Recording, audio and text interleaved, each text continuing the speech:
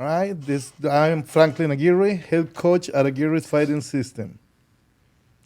Uh, Corporal Adrian Garcia with the Fontana Police Department. I'm Sergeant Tyler Burton with Fontana PD. And I'm Lieutenant Kellen Guthrie with Fontana PD. That's cool. Now it's time to talk about what we came here for. Um, the reason why I talked to Miss Ashley is because more people need to know from different departments that what we do here and how is what I want to know is if this really help you guys as a whole training in mixed martial art for the police department. Yeah, it's a huge help. There's a number of factors as to why we really wanted to get our people training here. There's been a lot of changes over law enforcement in the last decade or so, and creating a better system of controlling suspects and getting to the end goal of getting them into custody as quickly as we can and as safely as we can has been a big motivating factor for our department and our city to have us training here a lot more. One of the things that I always tell the guys is that, like the confidence that people gain when they do this. You guys already, brown belts in jiu-jitsu and wrestlers and everything. It's not a big deal probably sometimes for you guys to do what you do, but there's so many cops with no experience at all. And seeing them in, a year, 2 years, and they are so amazing right now and so good to see them. They can go to work and just come home safe, just because they put a little time in this the martial art world, Yeah. I think one of the main points that we're trying to hammer in with, especially with our department, is like, whether you like it or not, this is the future of law enforcement training. Like, this is pretty much what a lot of departments are starting to gear towards. I know I would say we're like 95% grappling based now. Of course, we got to work into handcuffing and stuff, but this is the safest and the best tactics that you can use to, like Lieutenant said, control somebody, keep yourself safe, and unfortunately or fortunately for the suspect, sometimes even though we got to go hands on with them, we got to keep them safe too. So this is the safest and best way for us to use those. Now, this is interesting because you guys are being limited in so many ways and things that you can do about, trying to do your job. How difficult it is for a new officer to go and know that they can even choke somebody, which to me, I'm telling you, if I get arrested, I prefer than somebody choke me out than punch my face. Yeah. Seriously, because I just wake up and I just in handcuffs and that's it. Yeah. But instead of hitting the concrete or stuff like that, and it's crazy for me then to know that you are not allowed to do that. What do you think of that? We were our agency was one of the last ones, I'm sure you guys agree, one of the last agencies to still use the carotid or chokeholds essentially, or carotid restraint. So we would go to trainings and even 5-6 years ago, and people would be shocked that we still did it. But it's for that reason, it makes the most sense. It's the safest way to take somebody into custody where, you go to sleep and then you wake up and you're perfectly fine. You're not going to the hospital, no bloody nose, no broken bones. So it does kind of hamstring us to not have that tool. So if a tool gets taken away, then you have to start adding tools to replace it. You can't just, sit there and be upset that you can't do that anymore. Yeah, exactly. That's crazy. Yeah. What you were gonna say something? Yeah, I mean, that was probably my most utilized tool, and it's funny because a lot of the people who don't train or have any kind of experience, it's dangerous and you're gonna kill people, and we all know that it's actually probably one of the safest ways to control somebody. You put them to sleep real quick, you let go, you put them in handcuffs, like you said, they wake up, they're in handcuffs, the fight's over. So when the state or essentially the whole country basically outlawed that for us, I was devastated because if there's been altercations that I've had with armed subjects, people that were actually fighting, that I was able to, slap a carotid restraint or choke on him, put him to sleep real quick, put him in cuffs, and the incident was done with. So, but to answer your question, as far as new officers, I think if somebody coming into the job with the training already, which is very far and few between, I don't think it's a hard transition. But for the guys who, didn't wrestle, didn't do jiu-jitsu, and they're getting into the job, and I think the real issues, I think sometimes we rely a little bit too much on the stuff on our belt, and I think that the stuff that you're teaching here and that we're training is a lot more effective than just constantly pulling that taser out, because you don't know, who you're dealing with could have large clothing or the taser just doesn't work, and then what are you going to do now if you don't have any other tools to deal with that subject? I think with new officers and there's some senior officers that don't train, and there's issues with that as well. But with newer officers, like you mentioned, confidence, it's a huge factor. I think everybody's seen videos with law enforcement where the officer panics. Just unfortunately, the officer panics and makes a bad decision because they weren't confident, they weren't comfortable in the altercation that was occurring. So the more we have new officers training, the more they're comfortable in physical altercations, or knowing, okay, if this takes this turn while I'm talking to the subject, I know I got a takedown. I know I can control him. I know I can put him in cuffs. I'm not going to panic. I'm not going to, when my taser doesn't work or I can't reach my taser, I'm not going to panic and, maybe go to my firearm when it's not appropriate. So culturally, if you can instill that confidence in your people, they remain more calm. They handle things a lot better, I think, and that confidence is huge. Now, did you see the difference in like injuries when with the officers? Like, if you compare now with, I don't know, 3 years ago before we started doing this, do you think the percentage of people getting hurt is lower now? Yeah, I think we had a lot of broken hands. Was traditionally the one we saw the most is people that don't train a lot, so they weren't really sure what to do, and then they start punching because that's one of the most basic things that you can do, and so they don't have proper form when they're punching. They're punching the wrong areas, or they're just hitting the ground a lot because again, they're not confident. They're kind of panicking in the situation and just throwing a bunch of random punches, and we saw a ton of broken hands. And it's not that we don't train them to punch or to use their limbs or anything like that, but our main goal now, like they talked about, is control them, take them down, exhaust them if the suspect's freaking out, exhaust them with your control, and then when they're done freaking out, put them in handcuffs. So, that's what we want to move towards, and that's what we're training. So you're seeing less punching by people who don't know how to punch, and less broken hands is the biggest one that we're seeing. Then I met your captain, Burton, 25 years ago, and we trained together for a long, long time, and then I moved from the high desert and started training down here.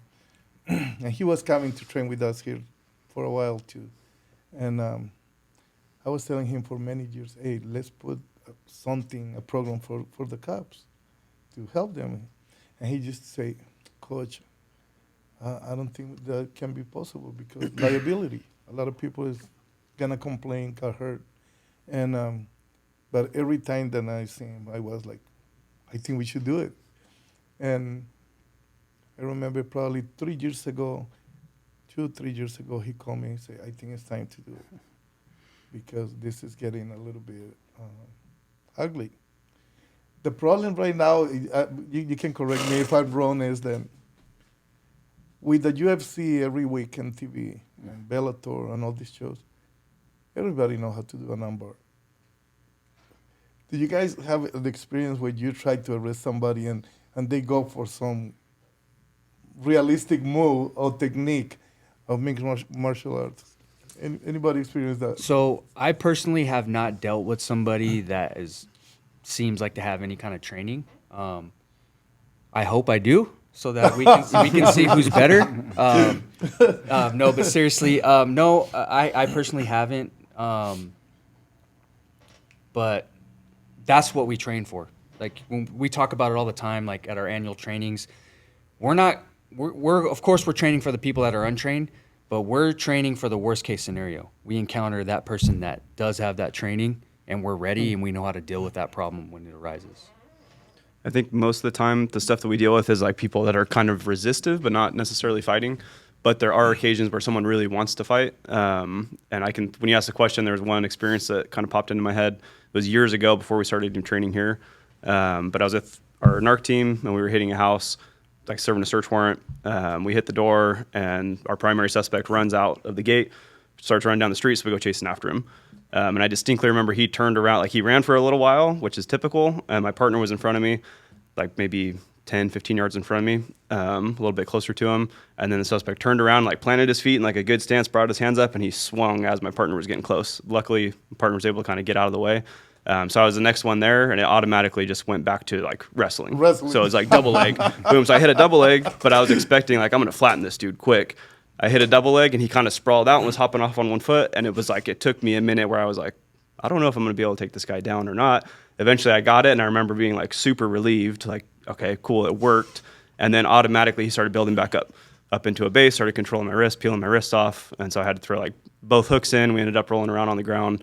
But I remember like my forearm started getting tired because it was like a legit wrestling match. Like I knew once he started getting back up and then grabbing my wrist, I was like, okay, this guy knows what he's doing, at least a little bit. You know, he defended that takedown pretty decent. It wasn't like the highlight reel I was hoping it was going to be.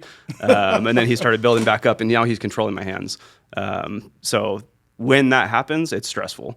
And if you have no training, then every experience that somebody really wants to fight or really wants to resist, that is your mindset. It's a little bit of a panic where you don't know if you're going to win or not. Versus if you do train, then you can fall back on that training. You can stay calm. You can be professional instead of emotional, and you can deal with it appropriately. It's funny too because we always joke about it. Like a lot of cops, especially the guys that don't train or ever actually been in a real fight in their lives, you'll always hear them talking about, I fought this guy. I got in a fight with this guy, and what they really mean to say is they had a guy laying on the ground that was tucking his hands in his pants or under his chest. A lot of these guys, they don't actually know what it is. Like Sergeant Burton was saying, a guy that actually is ready to fight. There's a big difference between someone who's non-compliant and someone who's actually trying to actively fight you. That's interesting because I think I was mentioning it to Kellen the other day, and I was like, dude, if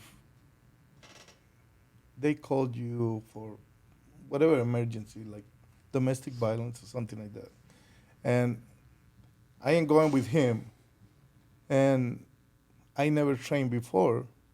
In my head, I'm thinking, I'm glad I'm going with this guy. If we get in a fight, he's going to save my butt.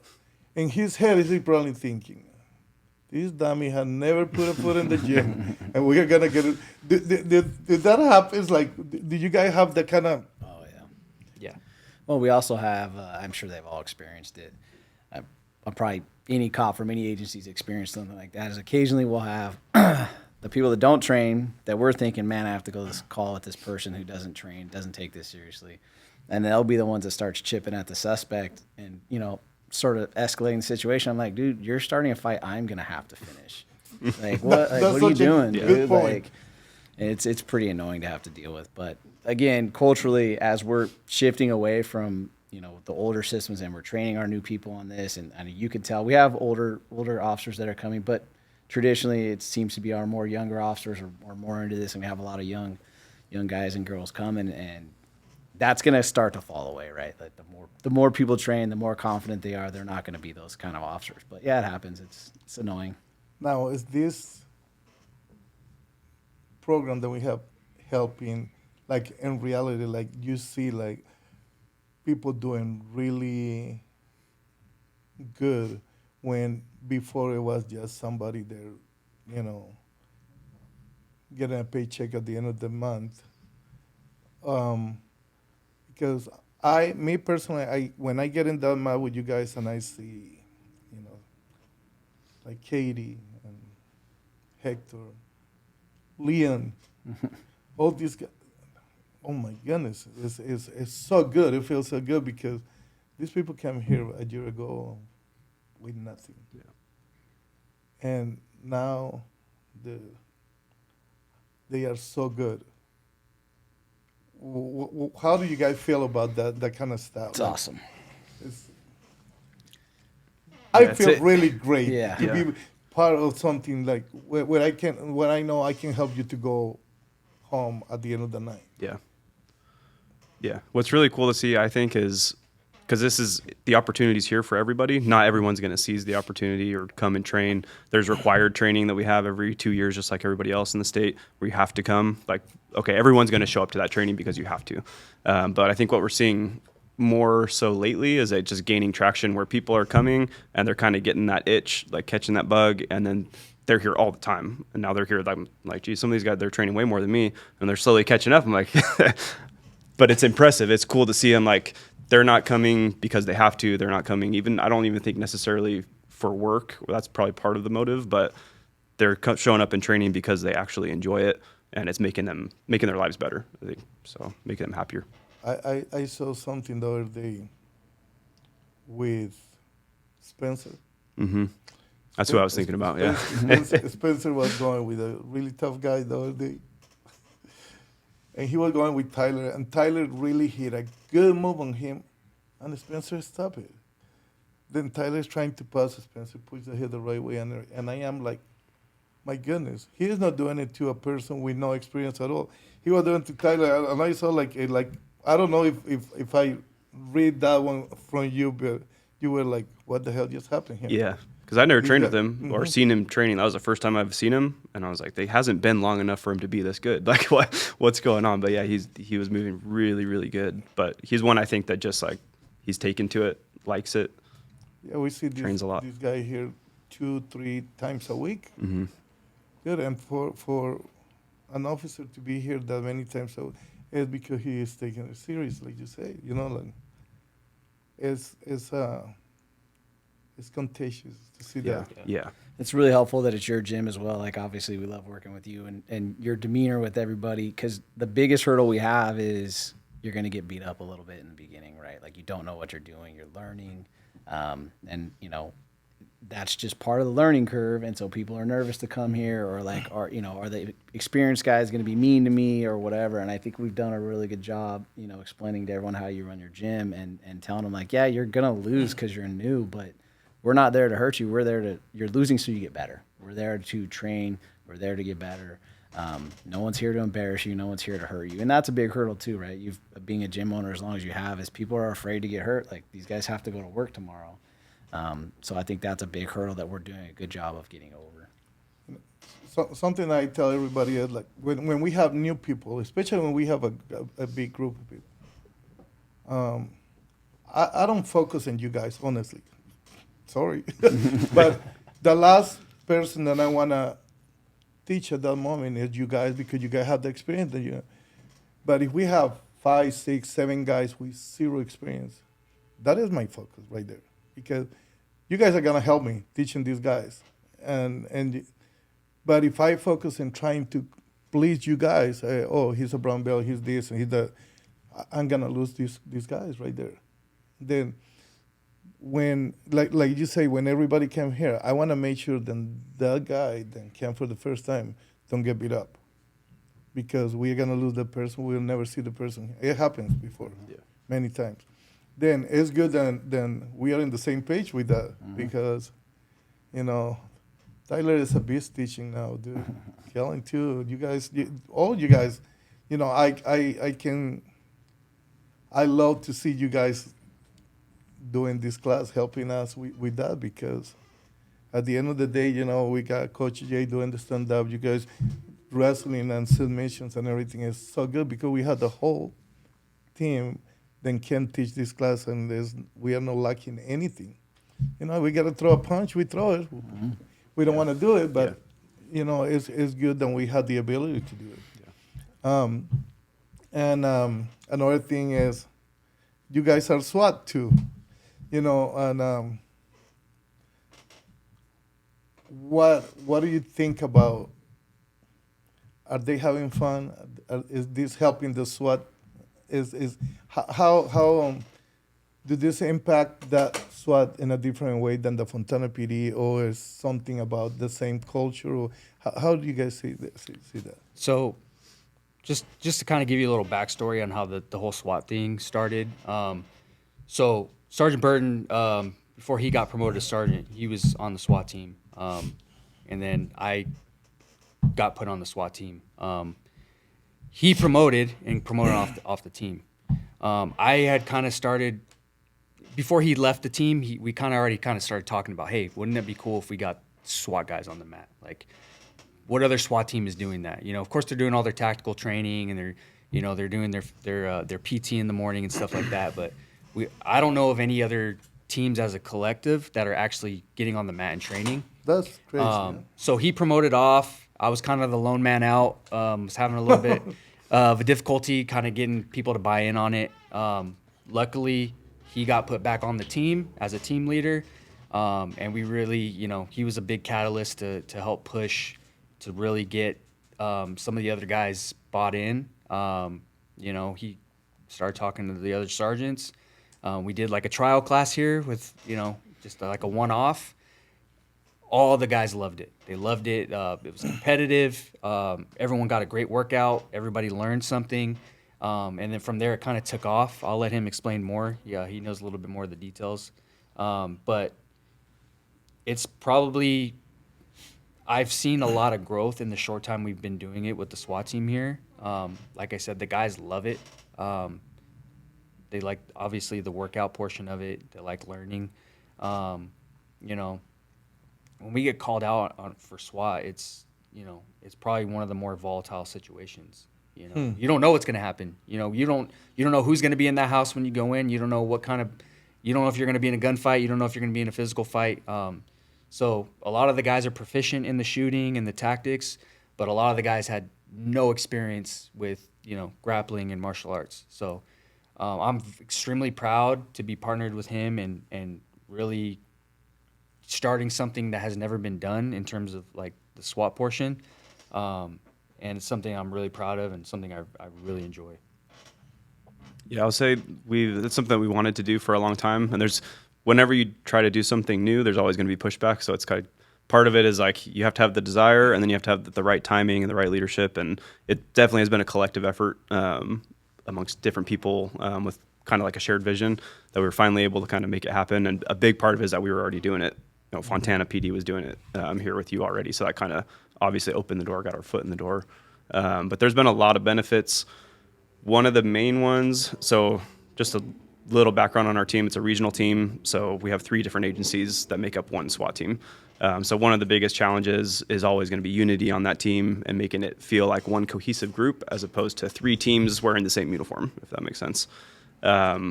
So we've done a bunch of PT, bunch of training. We have spent a considerable amount of time training with other guys from other agencies on the team. But there was always kind of like that disconnect or divide, I felt like, was something that we've always tried to overcome. And that trial class that we did, that was the first time that I saw everybody like mixing together, everybody talking, everybody joking. Like you can't help but have a good time, give some high fives and hugs when you're like trying to choke each other out and take each other down. So like the room was just, it blended well and everybody became kind of one cohesive unit. And I think that's one of the biggest benefits that we've seen for the team is just something that everybody can enjoy. We can all come push each other around and have a good time. So, the leadership is, you touch something that is really good because, my goodness, you guys are blessed with that. Seriously, having the guys that you have, like, I always put Captain Burton as an example. This guy is amazing, and he is, tough. He is the sweetest guy in the world, and can give you the hardest time when you get in a fight with him, and he is so supportive with this, to the point where he is here every Wednesday. He's here, and sometimes, the thing is, sometimes I try to get him more involved in the classes. I try to, and he is so quiet, and he sometimes we are teaching something. I say, "Hey, Captain, do you have something?" Say, "No, I'm good. I wish he was more like because he have a lot of knowledge. I'm telling you guys right now, you guys are so blessed to have this guy in this department, and I love Jim because we have been friends for 25 years, and never seen him mad in his life. Is such an amazing person, and every time that I talk about this program, he just want to push more and more and more, and when you were talking about, like, is a unity in 3 different departments. If I walk at the gym right now with all the SWAT guys, I don't know which ones are from Fontana, which ones are from, because dude, everybody has that amazing relationship, and it's so good.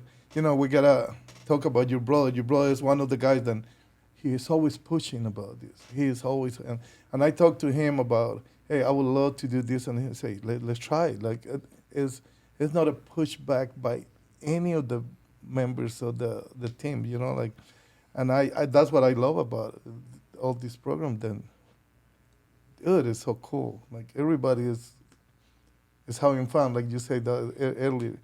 Then they come here and they get beat up, and we get beat up, and everybody gets beat up, and then it's a hug at the end, and everybody go home, and it helps so much. Last week, I think last week we trained with them, or the week before, Yeah, 2 weeks before. Yeah. and I was in the corner, the northeast corner of the gym, with 5 of the big guys there.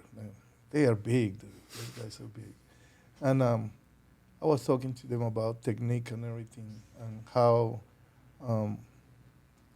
when they start coming here, they were like this big bullies. Like, I can push you around, and I can do. And seeing these guys now doing techniques, like, so good. Like, we have a conversation with, I think his name is Chris, the day before, and he was telling me, I don't feel like I am learning a lot. Like, I don't feel confidence in this. And the next day, he's running with the biggest guys, and he's controlling every single one of them. And after the class, I say, how do you feel now? He say, pretty good. Because you roll every day with the same guys, and they know how you do it and everything. But when you are going out there and do your job, and you do what you are learning, it works. Yeah. It's so effective. Then I think if we keep doing okay, is anything that you guys will change to attract more people to come to the gym? Is anything you guys say, okay, we should do, I don't know. Well, it's my opinion. I don't think that we need to change anything. I just think we need to keep hammering on it. I think it's a slow burn. It's not a like, hey, I'm gonna give you something cool, and you can be lazy and rest and not have to do it. It's hard work to work here or to do this. So it's a slow burn of getting them in and building a cultural base. To be honest, I'm 42 in a couple months, and so I can retire in 8 years. We're doing things now that I want this program to be amazing in 15 years, in 10 years. And I know that I may not see a lot of the end result of what we're doing right now, but that's what's going to happen. We're not going to tomorrow get 100 people here, but now all the new guys just assume that everyone comes and trains over here, because that we bring them here before they go to the academy. We bring them here after they're in the academy, and then they see more and more people coming. So it's becoming a norm for them. Again, trying to get the people that have been here for 25 years to start at the end of their career is a lot harder. So I don't think we need to change anything. I think we need to just stay on it and keep showing everyone the benefits of it, in my opinion. I agree. I wouldn't change a thing. Like I said about the SWAT training, I'm also so incredibly proud of the program that we've all built together. It's crazy the progress we've made since I've been on the team. I got on the team, defensive tactics team, in 2019. So 6 years, I've seen just leaps and bounds. I think our ultimate goal, or at least my goal, and I know we share pretty much the same goals because we talk about it weekly. We want to make sure that everybody in our department is equipped to take care of themselves and their partners when they're out there on the street. B is a little bit more of a selfish goal, but I want people chasing me and, making me have to work hard and have to be better. Like he's talking about with Spencer, I long for that. I want a department full of people that are going to come in here and they're going to push me and they're going to make me better. And we're just creating lifelong training partners. So, back to that point, it is a slow burn. I've noticed like every training that we have, as far as like annual training, we get people to look at things a little different, and it brings more confidence. They get to come in here with their peers and they say, okay, it's not, it's not a cage fight and we're going to come in here and just get the crap beat out of us the whole time. Like, it's a good environment. Everybody takes care of each other. Are there going to be injuries? Yes, of course. It's inevitable. Any physical activity you do, walking around the block, you can step off the curb and break your ankle. It's inevitable. It's going to happen. But like I told the guys at annual training, I'd rather you get hurt here in a controlled environment than be out there and get hurt with nothing to protect yourself. We do it here so that way when we go out there, we're going to have more confidence and we're going to be more comfortable dealing with the adversity. What about you, Tyler? What do you think? Yeah, I think, excuse me, so kind of the same thing. I think what we're doing is working. It's just not working as fast as maybe we would like, which at first it was kind of discouraging, I think. So for anybody trying to do it, kind of expect resistance, because that's, again, anytime you do something new, there's going to be opposition to it. But over time, it's kind of catching on, and almost like, this might sound not necessarily, but kind of like a pyramid scheme. Like, you got to bring 3 friends. That's kind of how it's been. Is one person kind of catches that bug, and then soon enough they're bringing another friend, and then that person brings a couple more friends, and it's like Kellen was saying, a very slow burn. It's not overnight. It's been going on like 3 years, 3 years that we've been doing it. But there's definitely like a good group of people who come and they train regularly and they enjoy it, and they're slowly bringing other people on. So I think it's just, you got to be patient with it. And then, like we're saying, as new guys come in, just get them already into it from the onset of their career, so that it's an expectation that you're going to come here. You're not the exception coming and training. Then the first year that I started working with you guys, we went there just as a guest to help you guys. I remember being there, and you guys were teaching the class, and we just helped, just rolling with the guys and stuff like that. And the second year was, you guys did it again over there. This year was here, and it's interesting because I think we had like 25 people every day, for 10 days or something like that, or 8 days. And everybody then was walking out, after 8 hours, I don't know how many hours. They were like, this is the best training that we have, the annual training that we have in the department. And it's because there was so many people involved trying to help them feeling comfortable. Because the problem, I think, coming to an MMA gym, going through that door right there is so hard. Because we are under the impression that I ain't gonna get beat up, and people need to know then, if you get beat up, you will get beat up by another person with no experience, but they are not gonna get beat up by us, because having the experience that we have is gonna help them so much, and because I can see then we are doing the right thing. Like I asked, would you guys change something about it? And you guys say, no, so much changing, and I think something that is just me saying that I don't know anything about it, should be good if you guys can do before you hire somebody. Before you hire a cop, and say, you got to train, you got to do this, you got to. Do you think that will be possible? In the perfect world, it'd be amazing, but it's hard to hire people right now. It's hard to hire quality candidates, so we're more concerned about getting quality candidates in, and then we'll work with them from that point. It would be amazing if they had to put on their resume, I've trained here for this long and I have this education or whatever. And we do when we see good applicants come in and this guy used to wrestle, that we get excited about it. But it's just so hard to recruit and hire good quality people right now that we'll work on the MMA on the back end, as best we can. But yes, it would be amazing if we could do that. Yeah, I say that because those guys came in at the beginning and they are excited. They came in, maybe because they will want to get hired or something like that, and then they fade away a little bit. But we have some people that they have been like loyal to the program. They have been we have every day, and this is true, every day there is a cop in this place.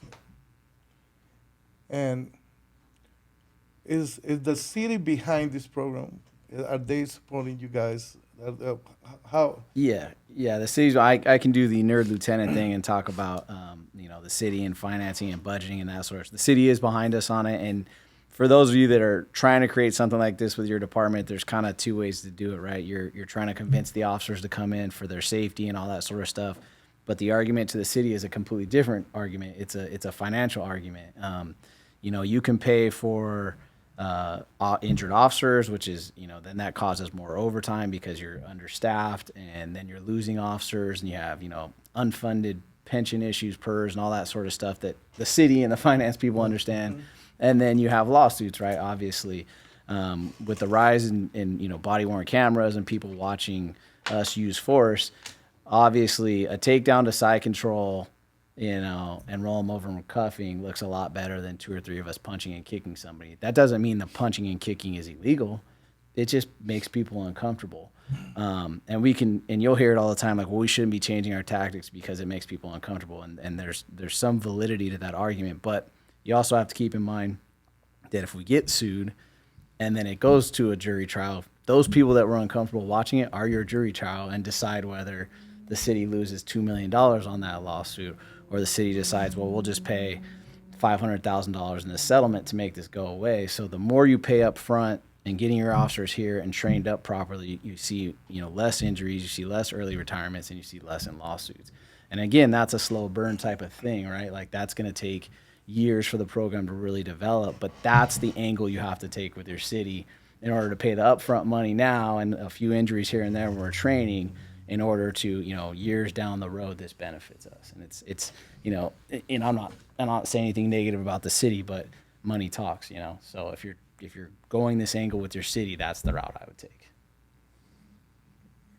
I'm really impressed with Fontana, really, because there is we had an event last Sunday, and the guy were asking me, he's like, did you guys talk about the program that you have with the Fontana PD? And I say, I feel bad sometimes because I want them to know that I am doing it because I really want to help, and not just to get something from them. And what they said is like, no, it's good because other departments can see that this is working really good for them. It's good. Promoting this kind of stuff is good because other cities are struggling with the same thing that you guys were struggling before. And now seeing the Fontana behind you guys and helping with everything is good. And I say, let me talk to them to see if it's okay. We can see, like right now we are sitting talking about this is because it would be really good if we can have a couple of other cities, doing the same that you guys. If you have the opportunity to talk, and if all you guys can say that to another department about this program, what would you say? I'd say it only benefits your department. In the end, it only benefits your department and your city. And again, I have 2 arguments. I have the argument I'm going to make to officers and command staff, and then I have the argument that I'm going to make to the city, financially.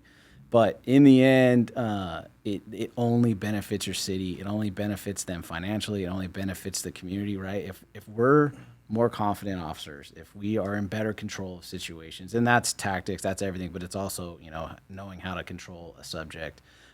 We provide a better service in reality. So, and then in the end, we're keeping our officers safer, and we're keeping the community safer too. So, it's kind of twofold. It's keeping everyone safer, providing a better service, and then financially, there's a huge benefit to your city if you develop something like this. Yeah, I think all of those same points, obviously. One thing that I would add to it is, so recently there's been kind of a focus on like officer wellness due to like police either retiring or unfortunately committing suicide. So there's been a big focus on that kind of like mental wellness and then physical wellness as well. And we put a lot of time and effort, our department specifically, into like finding ways to help officers cope with the stress of the job, right? It's a stressful job. You see a lot of things that normal people don't. You deal with stressful situations. And I think the best of all of those things is coming here and training for your own personal mental health, your own physical well-being. Coming and training on a regular basis is the best thing that you can do for yourself. It's the best thing that you can do for your career. It's the best thing you can do for your friends, for your family. If anybody depends on you, you should be training in any way, right? Whether they're depending on you for public safety or you have kids and a wife depending on you at home, you should be training because it will make you a better person. And if we can improve ourselves personally, we're inevitably going to improve ourselves professionally. And so there's a million other resources, which are all great. I'm not taking anything away from those as far as mental health, physical health, and officer well-being, or officer wellness. But the best one, hands down, is showing up here, training on a regular basis, and making yourself a better person, a more resilient person. Come and deal with stresses, come and deal with difficulty here on the mat, right? And then that prepares you to do the same thing when you're out in life. So I know we talked about it a lot, but like the front doors to this gym to me represent like a separation between life and all the stresses outside, and then getting to come in here and forget about all of that. None of the worries get to come in. None of them are on the mat. On the mat, you're worried about don't get choked, don't get taken down, don't give up this position, trying a new technique, trying to get better, facing an adversary that it's at the same time as your friend. You get better, and then you're better prepared to then walk out of the doors at the end of the class and face all the other problems that you have to deal with. Before you say something, I remember probably a year ago, something happens and Adrian walked in there. I don't know if you even remember. He said, "Coach, this is my detox time. Say, I don't let anything bother me this hour and a half that we spend here. This is for me because I need it." And it was so good to hear that because you guys are my heroes, seriously, because your job is tough. You guys deal with stupid stuff every day and sick people, and for you guys to be the way that you guys are so amazing, it's really hard to be a cop right now nowadays. And then you were gonna say something? No, just kind of piggyback off what Sergeant Bird was saying. You know, I'm a testament to the things that grappling can do for your life. I really am. You know, I started wrestling at 13 years old and kind of never stopped from there. You know, wrestled in high school, college, and then got into MMA and Jiu-Jitsu after. I don't know where I would be if it wasn't for it. I don't even think I credit a lot of the things that I have in my life that are good to grappling. Things that they taught me. And he's right. Like I challenge you to try to think about anything else besides keeping somebody from choking you when you're on that mat. You're not thinking about the argument you had with your wife. You're not thinking about money issues. It's a very difficult task, and that's why some people call it violent or whatever you want to call it, but there's a lot of peace in it. And to me, that's more important than, are just as important as making sure, that we're equipped tactically with keeping each other safe, your mental well-being. And I don't have any other hobbies, to be quite honest. I know some people ride motorcycles and go off-roading or whatever the case may be. I don't do any of that stuff. This is my hobby. This is what I do. If I'm not at work, if I'm not taking care of my family, this is the only other place I want to be. I want to be on the mat. I want to be hanging out with guys that I respect and guys that are like-minded. And to me, again, what he said, all those things are true, and I can tell you that with 100% certainty because that's the kind of things that they do for my life personally. This is so cool. It's good to hear this kind of stuff because I don't know if we can talk about some of the stuff that I know that you guys went through a few months back and stuff like that, but there was some idiot talking stupid about an incident that happened with you guys. And the sad part of that is that the person that was trying to put down the officers is teaching one of the survival tactic classes to the people. And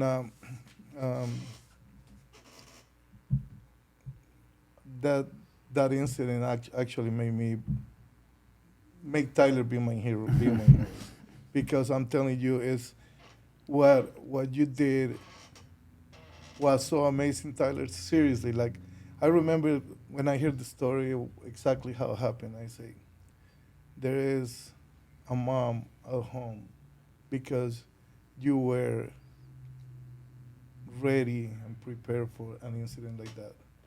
And you saved the guy. I don't know if he freaking whatever happened with him, but for me to see Katie every day here, and I don't know if you see it that way or not, but dude, her life was in your hands, and you really were her angel that day. I always pray for you guys.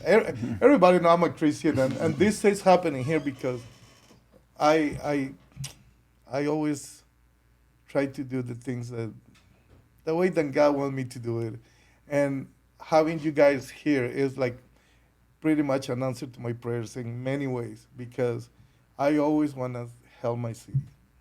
Guys, and you guys know, I know other people say this is not about money. And honestly, for me, this don't have nothing to do with money. I just want to be that person. Then I had a chance to do something for the city, and I'm doing it.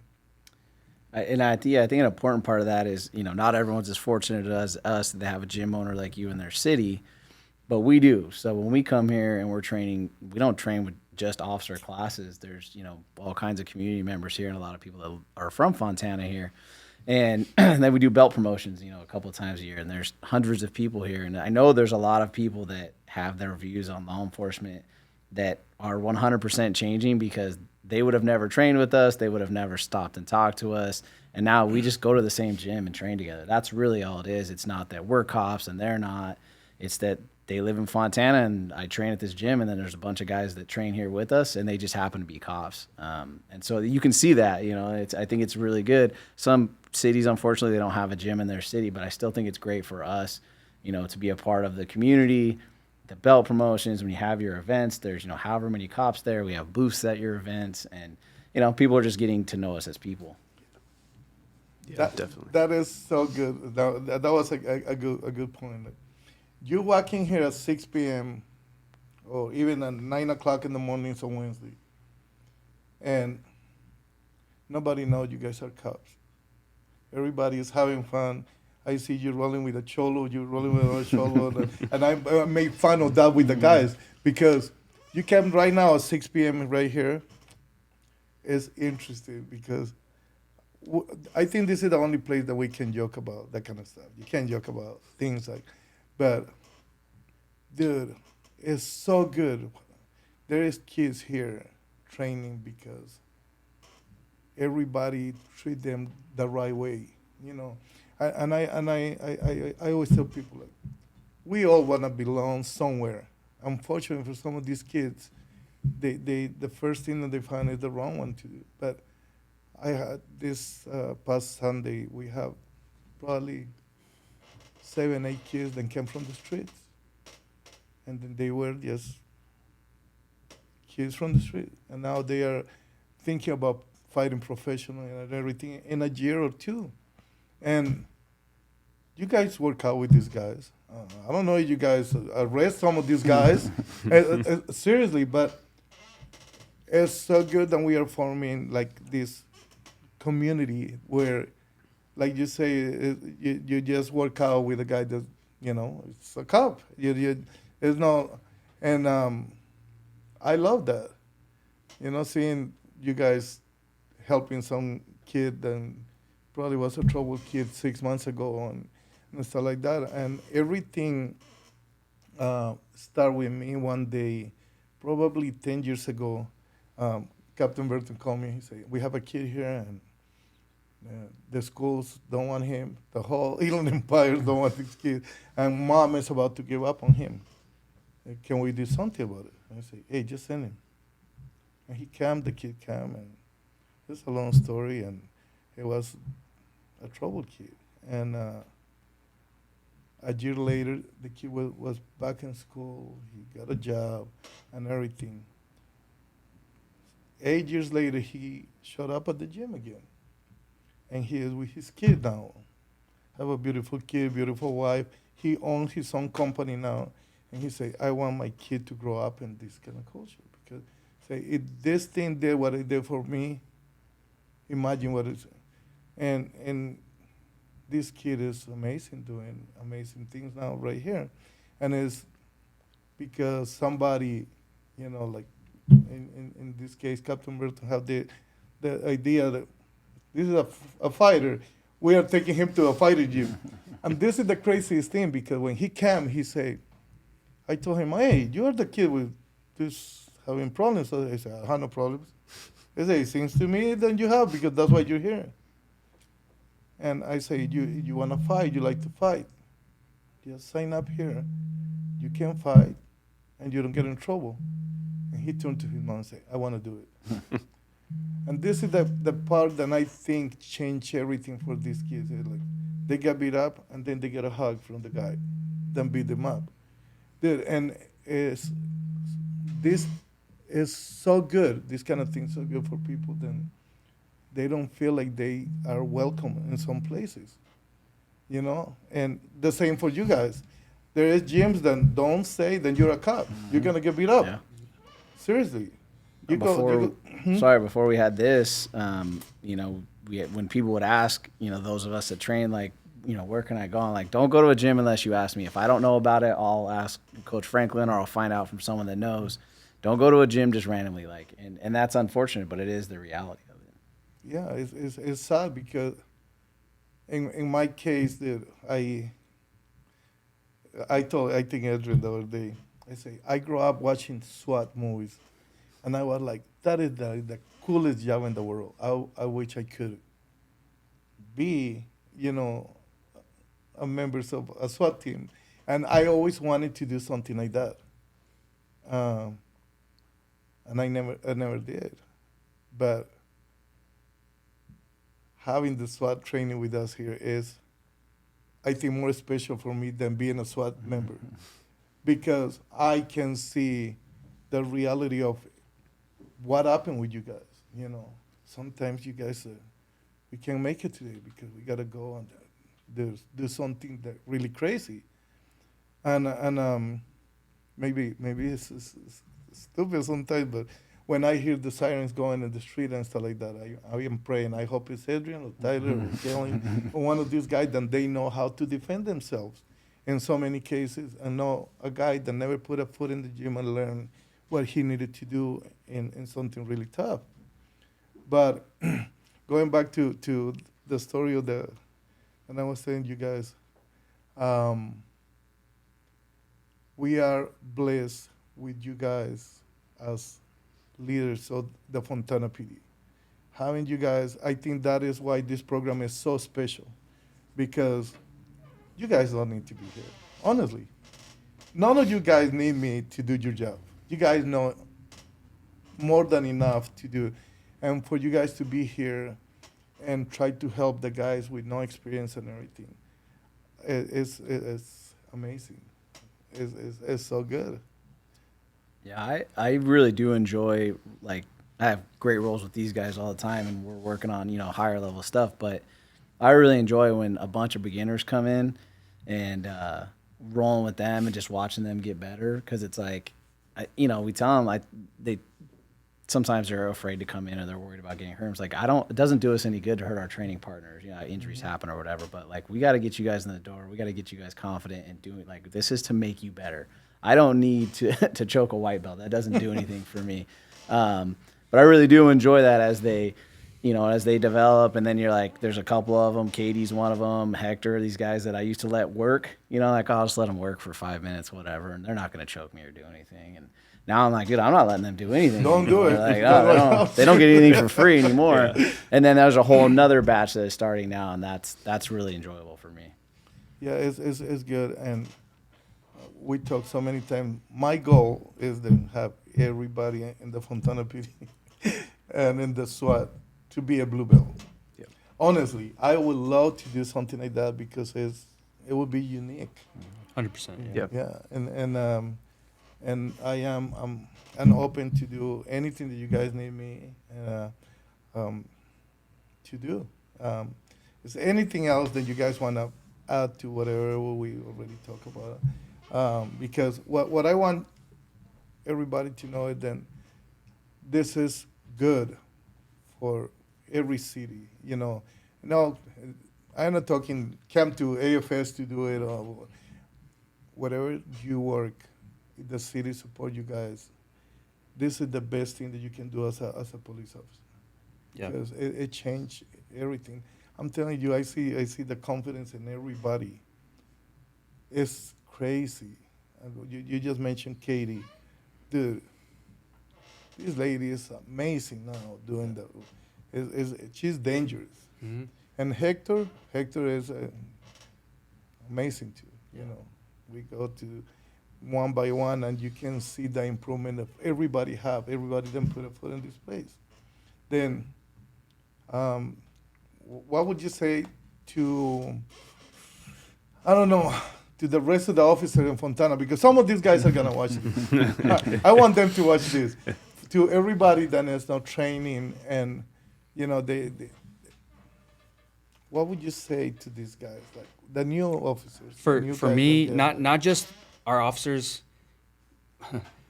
without being a jerk. If you have this opportunity, it's free basically. The city pays for it, and I already know how you are, Coach. You're a good guy. Like you said, you're blessed to have us. We're blessed to be able to work with you because we know how much you care, and we know 100%, 120%. We know it's not about the money. And I know, based on the relationships we've built with you, that if the city canceled the program tomorrow, you would still welcome us here with open arms. I know that with 100% certainty. But back to the officers, if you're presented with this opportunity and you don't come here, shame on you. You're doing your department a disservice, you're doing the city a disservice, you're doing your family a disservice. Like, not to come down on people, but there's no excuse. We all work different schedules. We all got families. We make the time. It's an hour out of your day, whether you come in the morning and the night. You need to be here. You're just creating a liability for your partners and the city, and it's not cool. And I get fired up thinking about it because I talk to a lot of guys. And I'm like, hey man, when are you gonna come to the gym? Oh, it's always some kind of excuse, and there really is no excuse. You have classes from morning till night. You need to be here, at the very minimum, once a week. I think you should be here more, but if you can commit to, baby steps once a week and build off of that, that's great. And then, my advice to anybody else, any other law enforcement officers that are not Fontana, if you can't get your city to invest in a program like this, which has an incredible amount of benefits, you need to go on your own and sign up and train somewhere. I know that's prior to this program that we had with you. I was training somewhere else. I've been to a lot of different gyms, some good, some bad. But I knew the importance of it. Mm-hmm. And no matter what happens, I'm always, as long as my body allows, I'm going to train because I know the benefits. I know what it's going to do for my job. I know what it's going to do for my mental. So to answer your question, any advice, you just come train. Just come in. The hardest part is walking through those doors, like Sergeant Burton said. But once you're in here, you get comfortable. You're going to get taken care of. You're going to learn. You're going to get better. Yeah. What about you, Tyler? I would say that's especially true here. We're really fortunate in particular. So to the Fontana guys, we have an opportunity to come train, not just at any gym, but to come train at your gym. One of the things after every class that I try to reiterate is I think that you, Coach, are more pro police than the police themselves. You love law enforcement. You love us. It's very sincere. It's very apparent, and you take care of us when we're here. You're able to watch all the different rounds and tap for people who don't know any better, who should be tapping but aren't tapping, myself included. But you keep an eye on everything, and you kind of you do watch the entire class, and you keep it a safe, positive environment for everybody. I'm beyond grateful for you and for the gym. Like I said before, it makes you better in every aspect. It's made me a better husband. It's made me a better father. It's made me a better friend, and it's made me a better cop. So as far as the professional side of it, especially with recent events and stuff, when I've gotten into stressful situations, you gave me a lot of credit earlier for an incident that happened a little while back.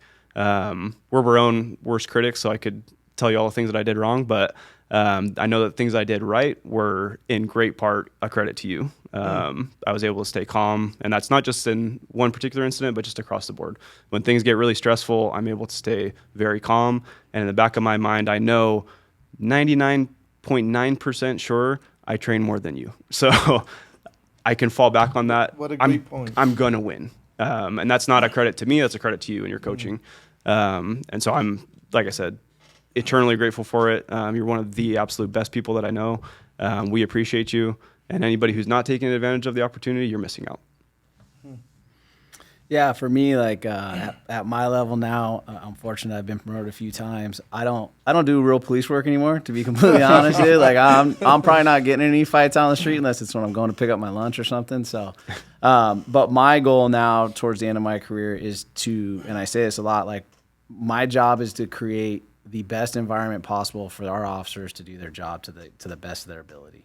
That's what my role is now, and this is very much a part of that. So, you know, I would just say like, hey, this opportunity is here for you to get better. It's not because I can come train here anytime I want. It's not because I want to be a cool guy and train MMA. It's to give you guys the opportunity to do your job to the best of your ability. And then I would just say like, hey, dude, like just come train. You're fine. Like we'll have a good time, dude. Like don't stress over it. We'll come roll together. We'll have a good time and we'll all get better and go on with our lives. That's what I would say. Yeah, I love that. It's great because that's what we want for everybody. I wish everybody talk with the confidence that you guys talk in the department, you know, because it's for me, it's a blessing to have you guys here. Honestly, I love this. I'm blessed too because few reasons, guys.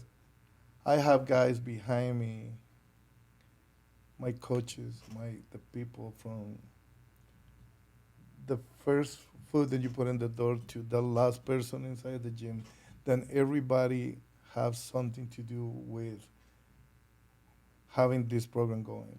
Because I have Coach Jay, I got Danny, I got Francisco, I got so many guys that they really love to do what we are doing with you guys. Seriously, this is not like me trying to be a superhero. I am blessed and I have so many guys that if I am not here, I know they are gonna take care of you guys the same way that I do. And it's hard too, you know, because at the end of the day, it's not their GM, it's not but they see it like their own, you know. I mean, when we had these trainings, when we got people from 7 in the morning to 3 p.m., everybody work as hard as they can to make this happen the right way. And right now, I'm praying for this curriculum that we are doing to see if we are able to train more officers to do their job better. And there is no way I can do the things that I am doing if I don't have you guys in my corner. Seriously. Sometimes I call Kelly and I say, dude, I need this and this and that.